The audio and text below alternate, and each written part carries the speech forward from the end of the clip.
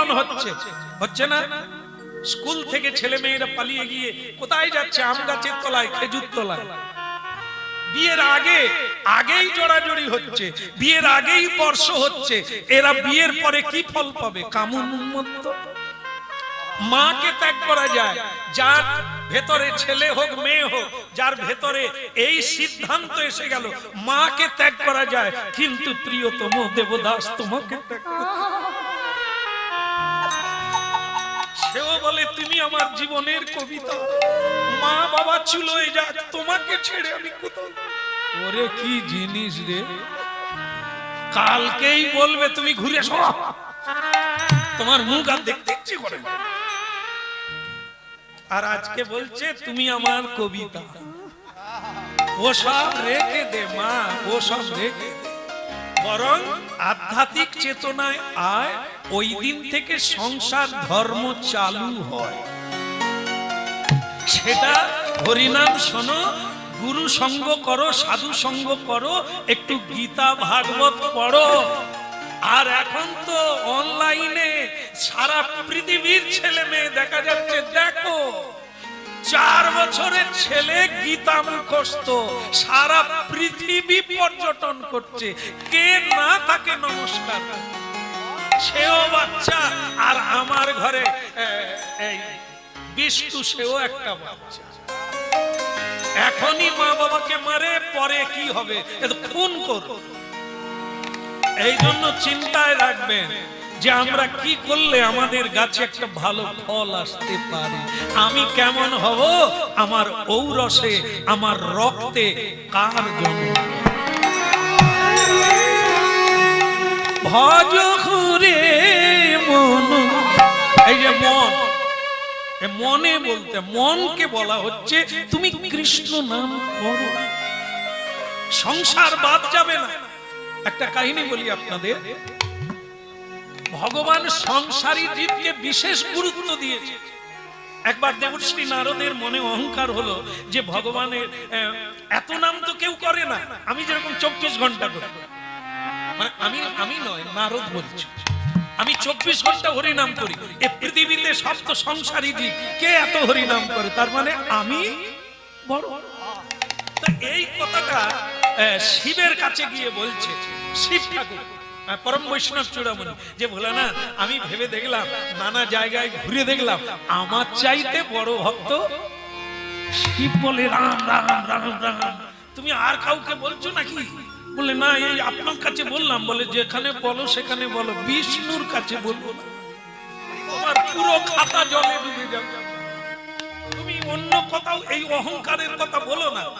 নারদ বলল ঠিক আছে ঠিক আছে, কিন্তু মন মানে না, সে জানে যে আমার চাইতে বড় ভক্ত। একদিন ভগবান বিষ্ণুর কাছে গেল, নারায়ণ নারায়ণ নারায়ণ নারায়ণ, প্রণাম প্রভু প্রণাম। তখন ভগবান বলছে আজকে তোমাকে খুব খুশি খুশি লাগছে, ভুলে গেছে তো ভোলানাথের কথা। সে বলে ফেলেছে, বলে প্রভু আমি আপনার কীর্তন গিয়ে সব জায়গায় ঘুরে বেড়ালাম, যেটা বুঝলাম এই যে মূল্যায়ন করে দেখলে দেখা যায় আমার চাইতে বড় আর কেউ। ভগবান বলে আমারও তো তাই মনে হয়, তোমার মতো 24 ঘন্টা কেউ পারে না। তবে তুমি সংসারী জীবকে হরিনাম কর। বলে সংসারী জীব সারাদিন কাজ করে, শোয়ার সময় হা গোবিন্দ নারায়ণ, আবার সকালবেলা কাজে লাগার সময় হা গোবিন্দ জয় গুরু নারায়ণ। এই মাঝখানে আর কিছু নাই। আর আমি টুং টুং করে সারা দিন তোমার নাম কীর্তন।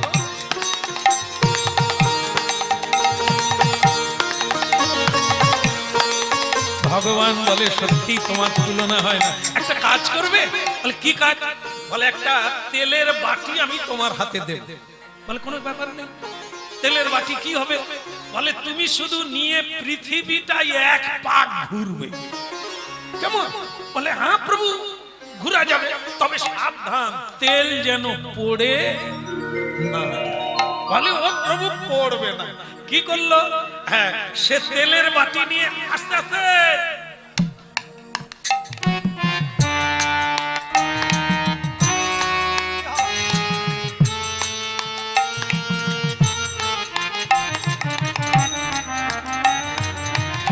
ভগবানের যেমন কাজ এরকম পুরো টইটুম্বুর করে তেল দিলে পড়বে না, তবে হ্যাঁ আমি পাক্কা লোক, পড়তে দিই না।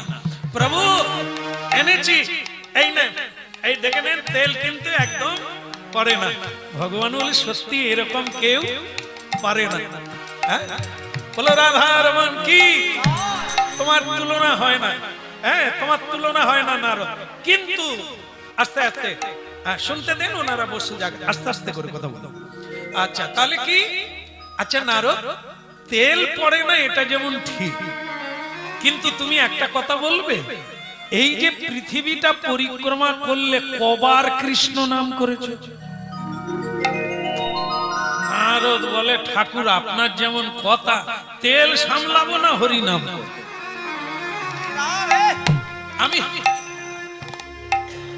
আমি যদি হরি নাম করি তাহলে তেল পড়ে যাবে, আর তেল সামলাতে গেলে হরি নাম আমি কখন করব? আমি একবারও করি। বলে ওই দেখ, তুমি তেলের বাটি সামলাতে গিয়ে পুরো কৃষ্ণ নাম বন্ধ, ভুলে গেলে। আর সংসারী জীব এত বড় তেলের বাটি মাথা, মানে এত বড় সংসারের দায় দায়িত্ব নিয়েও তবু সকালেও হরিবল বলে, সন্ধ্যাতে নারদ বলে এটা তো বলে দিলেই পারতেন, এত ঘুরালেন কেন? তোমাকে বললে রাগ করতে, এই যে তোমাকে মিলিয়ে দিলাম, তুমি তাতে অহংকার করো না বাবা। অনেক দায় দায়িত্ব নিয়েও যে ভোলে না, সে আসল ভক্ত। সে সবার মধ্যে আছে, অ্যাক্টিং করছে আমাকে। আর তুমি সামান্য একটা দায়িত্ব পালন করতে গিয়ে সেটা ঠিকই করেছো, কিন্তু আমাকে। এই যে সংসার, কেউ দুঃখ পাবেন না যে সংসার করে ফেলেছি, আগে জানলে করতাম না। না, কিসের ভয়? সংসার তো আপনি করতে পারেন না, সংসার বিধাতার সৃষ্টি। আপনি মরে যাবেন, সংসার থাকবে। আপনি জন্ম নিয়েছেন, সংসার আগের থেকে ছিল। শুধু তত্ত্বটা জেনে নেন, কাঁচা ইট পুকুরে ফেলে দিলে আর উঠবে না, গুলে যাবে। পাকা ইট ফেলে দিলে 5 বছর পরেও তোলা জ্ঞানে পাকা হয়ে যাও। জেনে নাও তত্ত্বটা কি, তুমি কে, কি তোমার কর্তব্য, কেন তোমায় যারে তা পুত্র। এই তত্ত্বটা জেনে নিয়ে যে কোনো সমুদ্রে ডুবে যাও, তুমি তো পাক্কা, তোমাকে গুলিয়ে দেওয়ার ক্ষমতা কারো। এটাই জানতে হবে গিন্নি।